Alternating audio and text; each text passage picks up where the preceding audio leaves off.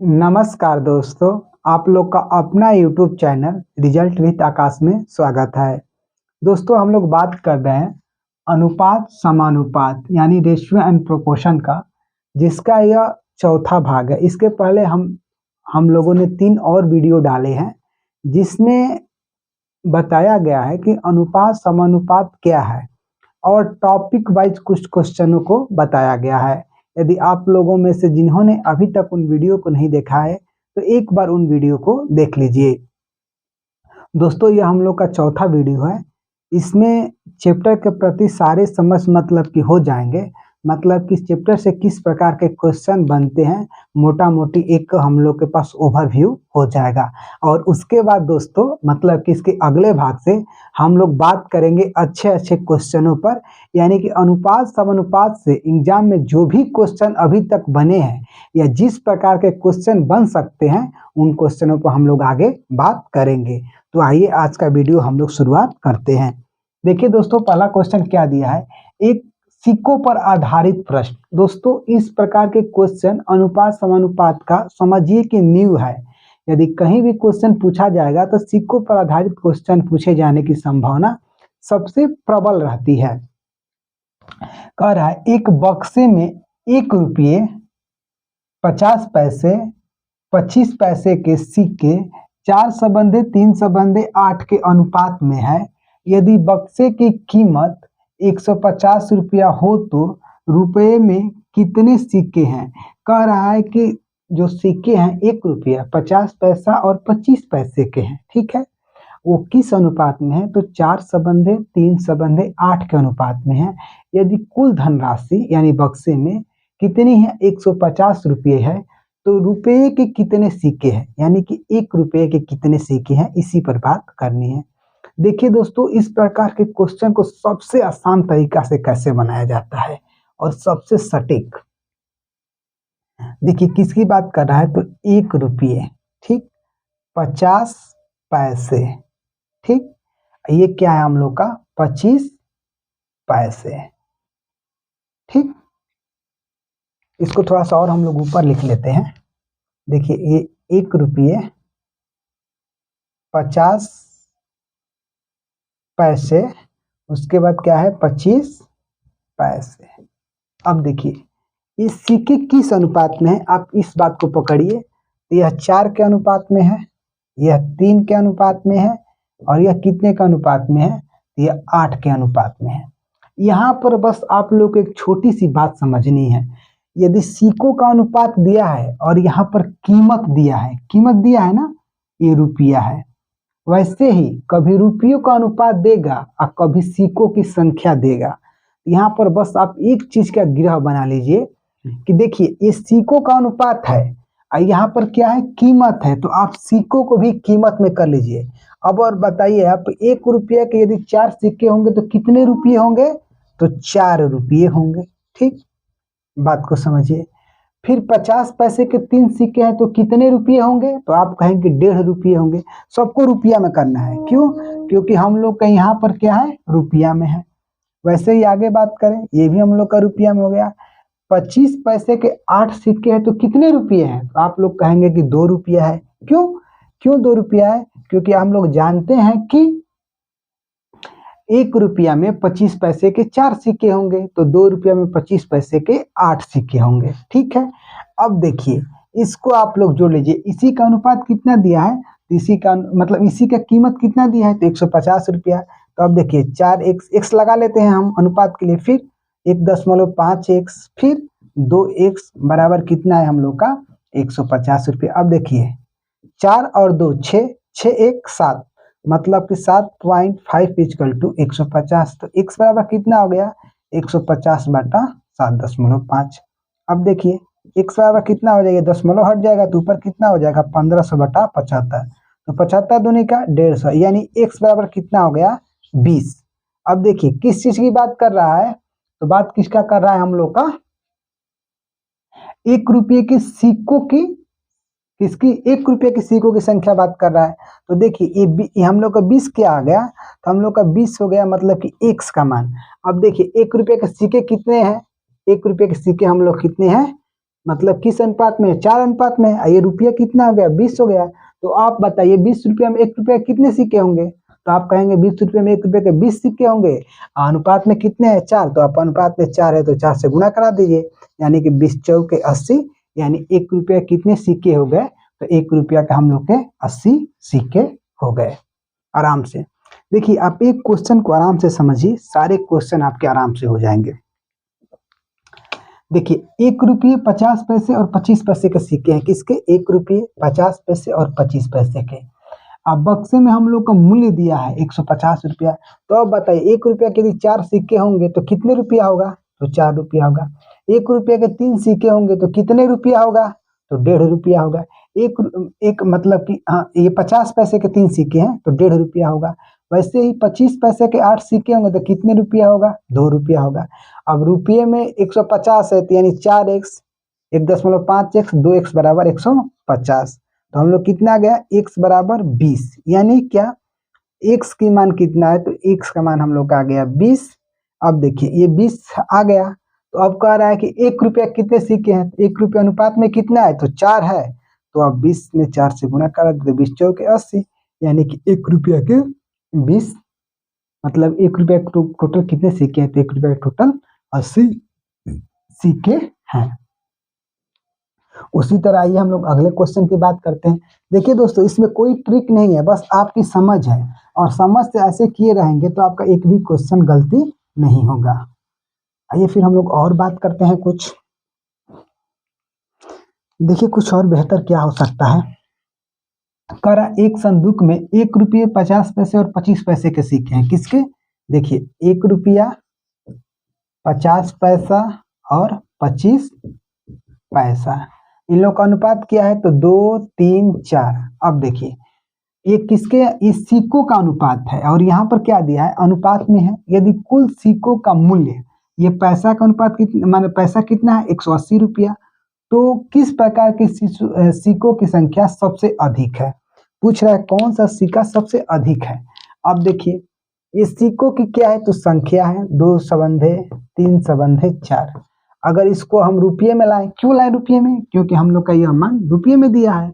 तो आप बताइए अगर 1 रुपया के 2 सिक्के होंगे तो कितना रुपया होगा? तो 2 रुपया। वैसे ही 50 पैसे के सिक्के होंगे तो कितना रुपया होगा? तो 1.5 रुपया। वैसे ही आगे बात करें, चार अगर 25 पैसे के 4 सिक्के हैं तो कितना रुपया है? 1 रुपया। अब देखिए अब इसी का अनुपात दिया है तो 2x कर लीजिए, 1.5x कर लीजिए, 1 मतलब कि केवल x कर लीजिए, बराबर कितना है? तो 180। अब देखिए 2 और 1 3, और 3 में फिर 1 करेंगे, 1 जोड़ेंगे तो 4, और 4 में आधा जोड़ेंगे तो 4.5, यानी 4.5 का मान कितना है? 180। तो x बराबर कितना हो जाएगा?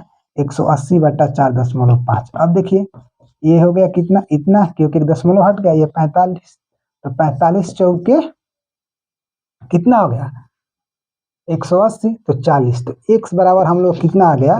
x बराबर हम लोग आ गया 40। अब पूछिए, देखिए अब x का मान 40 आ गया, तो अगर 1 रुपये के सिक्के निकालेंगे तो हम यहाँ पर देखिए, अब 1 रुपये का सिक्का निकालेंगे तो x बराबर 40 रुपया हो गया। तो अनुपात में कितना है? 2 है, यानी कि 80 हो जाएगा। लेकिन किसका सबसे ज्यादा होगा? तो देखिए अनुपात में कौन सा ज्यादा है? तो 4 ज्यादा है, तो जो ज्यादा रहेगा उसी का क्योंकि पूछा है कि सिक्कों की संख्या ज्यादा किसका होगा। तो चूंकि x बराबर 40 है, तो इसमें हम 4 से गुणा करा देंगे तो कितना हो जाएगा? 4 चौक के 16, यानी कि जो 25 पैसे के सिक्के होंगे उनकी संख्या कितनी होगी? तो सिक्कों की संख्या 160 होगी, और रुपया कितना होगा? तो रुपया में होगा 40, यानी ऑप्शन नंबर बी इसका उत्तर हो जाएगा। दोस्तों आप लोग इस प्रकार क्वेश्चन को करिएगा तो आप लोग का एक भी क्वेश्चन यहाँ से दोस्तों गलत नहीं होगा, यानी सिक्के टॉपिक से कोई भी क्वेश्चन आप लोग का गलत नहीं होगा, यानी ऑप्शन नंबर सी इसका क्या हो जाएगा? ऑप्शन नंबर सी इसका उत्तर हो जाएगा। आइए दोस्तों फिर हम लोग आगे बात करते हैं। देखिए आगे क्या दिया है, कह रहा आय व्यय पर आधारित प्रश्न। अब देखिए आय व्यय पर आधारित प्रश्न होते हैं, वो किस प्रकार के प्रश्न बनते हैं, ठीक है। क्या कह रहा है, राम और श्याम की आय में 3 सबंध 2 का अनुपात है तथा उनके व्यय में 2 सबंध 1 का अनुपात है। यदि प्रत्येक 4000 रुपया की बचत करते हैं तो राम की आय कितनी है? अब देखिए राम और श्याम की आय में कितने का अनुपात है? तो 3 संबंध है 2। तो मान लीजिए कि राम की आय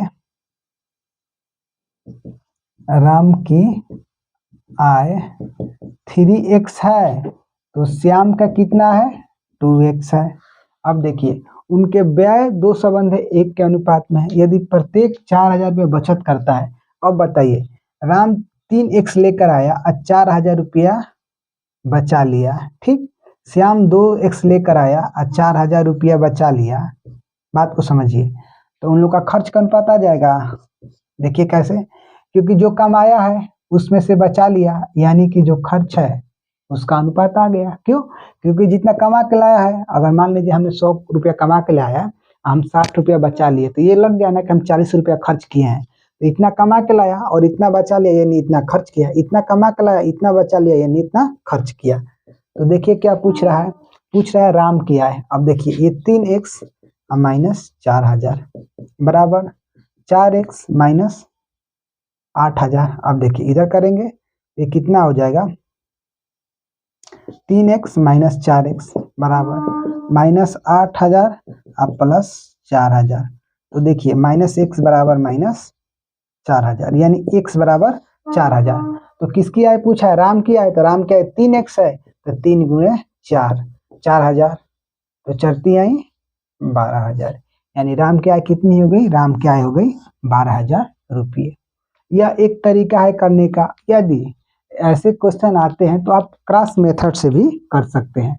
अब यह देखिए क्रॉस मेथड कोई अलग मेथड नहीं है, बल्कि इसी का स्वरूप है। देखिए हम आपको दिखाते हैं कैसे।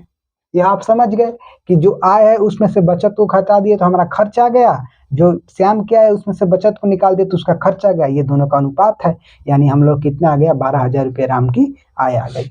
अब देखिए इसको करने का एक और तरीका क्या हो सकता है, उसे भी हम लोग समझ लेते हैं। देखिए इन लोग का अनुपात क्या है, ये देखिए, ये ऐसे देख लिए 3 संबंध 2 का अनुपात ही है। और फिर इन लोगों का खर्च कितने हैं? 2 संबंध 1, और जितना बचा था उतना नीचे लिख दीजिए, ठीक। अब देखिए इसको इससे करिए, 3 में 1 से गुणा करेंगे तो कितना होगा? 3, और 2 में से 2 से करेंगे, 2 दूनी के 4। अब देखिए इसमें से जो बड़ा रहता है उसको घटा दीजिए, 4 में से 3 घटाएंगे तो कितना हो जाएगा? 1।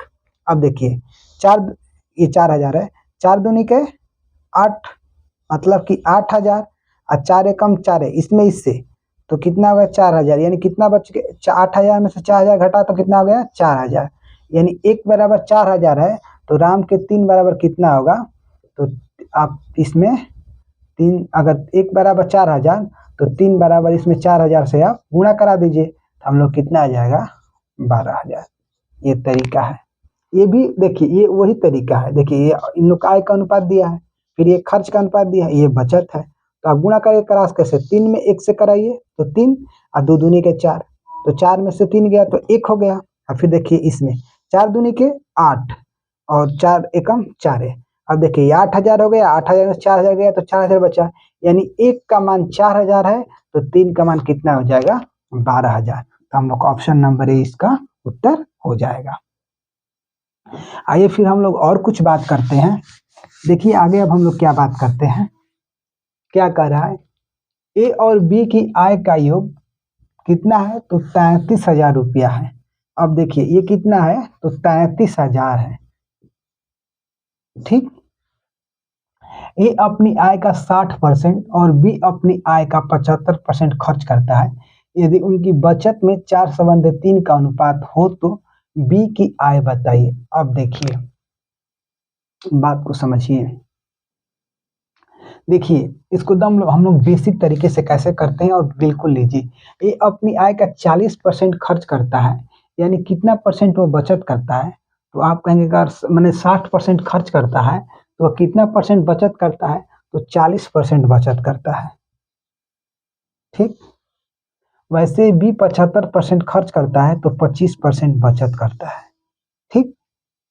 अब देखिए तो मान लीजिए क्या कि अगर 40% बचत किया है, यानी 40x, और उसकी ये देखिए दोनों का आयु मान लीजिए x धन y बराबर 33,000 है, ये 40x है और इसका 25y है, तो 25y बराबर 4 संबंध 3, आराम से।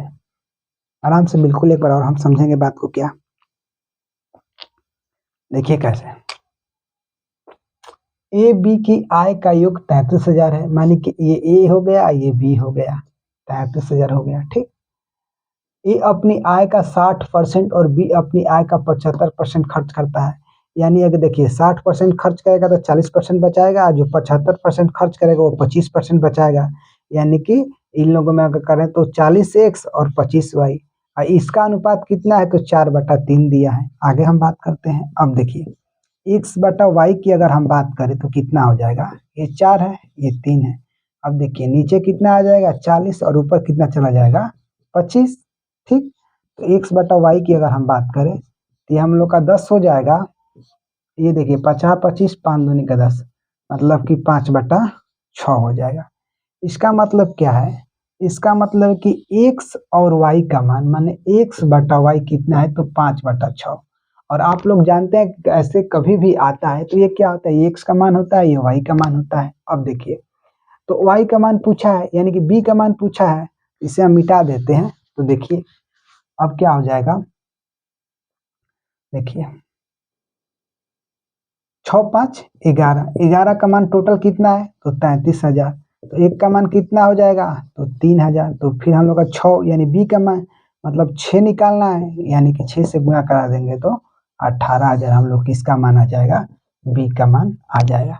देखिए इसको हम लोग आराम से मौखिक भी कैसे कर सकते हैं, देखते हैं आराम से। देखिए 60% यह और 75% यह खर्च कर देता है, तो दोनों का बचत कितना है तो यह 40 बचाता है और यह 25 बचाता है, और 40-25 का अनुपात ही कितना है 4:3 है। तो इसका मतलब क्या कि 40x बटा 25x बराबर 4/3। तो अब इसमें से एक्स वाई का मान कितना निकल गया हम लोग का 5 और 6। अब देखिए चूंकि एक्स वाई का योग ही 33,000 है, यानी 5 6 11 का योग 33,000 है, तो 6 का मान कितना हो जाएगा 18,000। ऑप्शन नंबर बी हम लोग का सही हो जाएगा। दोस्तों अब तो हम लोग यहाँ से तो अब हम लोग शुरू करेंगे, अब इस प्रकार के अच्छे अच्छे क्वेश्चनों से हम लोग अपनी पढ़ाई शुरू करेंगे। यह तो एक समझ था कि चैप्टर के प्रति हम लोग समझ को बना ले। जैसा कि आप लोग थंबनेल में देखते हैं कि 2 सेकंड में करें, अब वही हम लोग तरीका सीखेंगे जैसे इस क्वेश्चन को किए। तो आगे हम लोग बात करेंगे। दोस्तों यदि आप लोग को वीडियो अच्छा लगा है तो आप लोग इस वीडियो को सपोर्ट करिए, और आप लोग का सपोर्ट क्या है, लाइक करिए, सब्सक्राइब करिए और शेयर करिए। मिलेंगे दोस्तों हम लोग एक और बेहतर वीडियो के साथ, तब तक के लिए दोस्तों जय हिंद।